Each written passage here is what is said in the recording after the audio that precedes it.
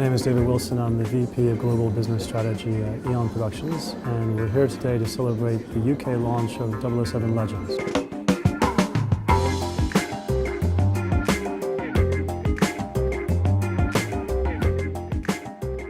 So let me tell you how this game came about. We started with a great opportunity, the 50th anniversary of the James Bond film franchise, now in 2012. We wanted to give the public a chance to relive and replay their favorite moments. We wanted to select 5 films from the 5 eras of Bond, and we wanted all these stories to feel modern and in keeping with the current franchise. This isn't just one game, it's 6 in one.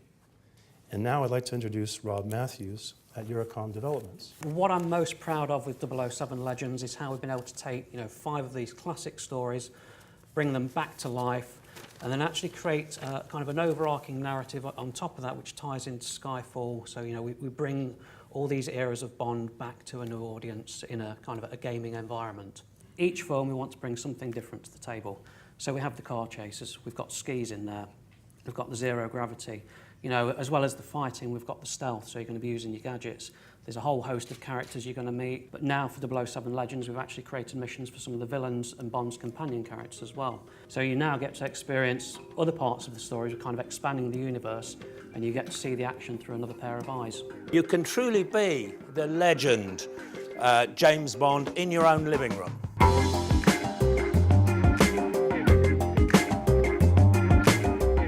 I like the look of the game. I found my my own abilities a little bit frustrating, but I was definitely laughing a lot, so I was entertained. My dad probably played Bond when he was a kid, it's just it's a massive part of growing up, really. Excellent game. I found it challenging at first, but after I got used to the controls, it's kind of nostalgic from the old GoldenEye. So yeah, loved it. My favourite all-time Bond is probably Sean Connery, but I do like Daniel Craig. I think that's just probably because he's just brought this sort of, he's the blonde Bond, isn't he? And it's just brought him to a whole new generation. One thing that people don't realize, I think, is that Moonraker, which is in this game, is often thought of as being somewhat fantasy because Bond is in space. But what happened at the time was we were working very closely with NASA, who was going to actually launch the space shuttle 3 months after the movie. So it wasn't going to be science fiction. But unfortunately, things were delayed for another 7 years. So if everything had gone according to plan, that would not be the perception whatsoever.